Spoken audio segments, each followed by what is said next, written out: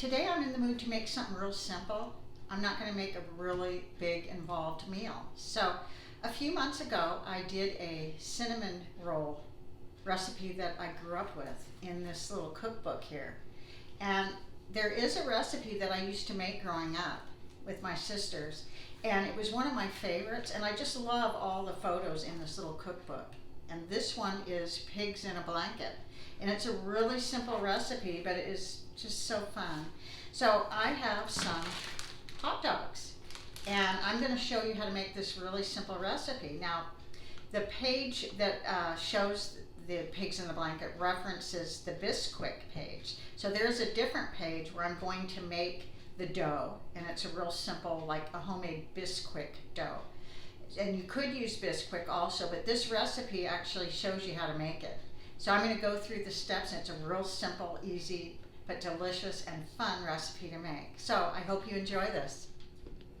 Okay, these are all the ingredients you're going to need. You're going to make the dough first. You're going to need milk, flour, salt, baking powder, and this old recipe calls for shortening, but I am using butter instead. So here's our little cookbook here. And of course the page that I'm going to make the biscuit on is on page 70, right here where it says drop biscuits. So I'm going to give you the recipe for these little biscuits, and let's get started. Start off with our 2 cups of flour, our 3 teaspoons of baking powder, and 1 teaspoon of salt. And we're going to just whisk all these together first. And then you want to have softened butter, 1/3 cup of softened butter, 3/4 cup of milk. And we're going to mix all of that here in the bowl. And if your butter isn't soft, you can just microwave it for maybe 10 to 12 seconds. But you can either use a mixer, an electric mixer, stand mixer, or you can use a hook. And I'm using a Dutch hook to mix all of this together. So I'm going to mix all this and get it all incorporated, and I will be right back. Once you get your dough all incorporated, you want to flour your board, and you're going to roll out your dough 1/4 inch.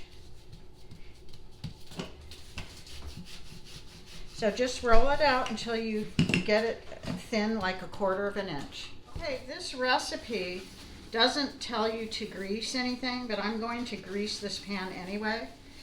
And I'm going to grease it lightly, just so nothing sticks to it. You want to preheat your oven to 450 degrees Fahrenheit while you're doing this.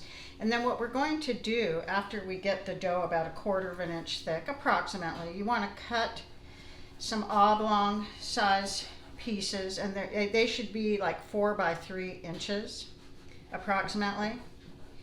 And you're going to roll your hot dogs in it. Now this little cookbook, this child's cookbook, explains the difference between like a wiener and a frankfurter, and they explain to children in here that there's 2 kinds of hot dogs: a short and skinny one, which is a wiener, and then a long plump one, which is a frankfurter. So these are franks. So we're going with about 3 by about 4 inches. So this is right about the size you want. So you want to cut all your pieces right 3 by 4, something like that.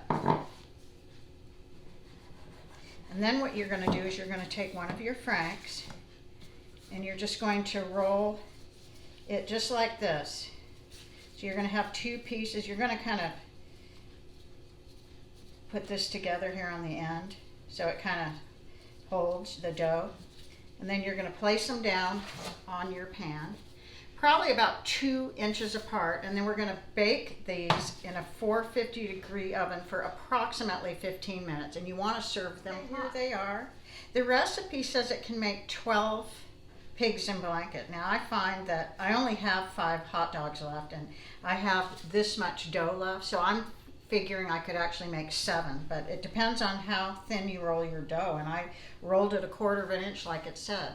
So I'm going to put these in the oven for about 15 minutes. Okay, these baked 12 minutes in my 450 degree gas oven. Now I started with 11 minutes because my oven cooks fast and hotter, and I went 1 more minute because I like them a little toastier. So Anywhere from 11 to 15 minutes.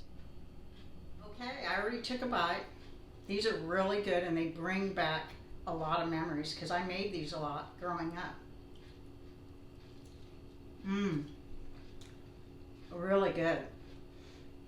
Mmm. Very tasty.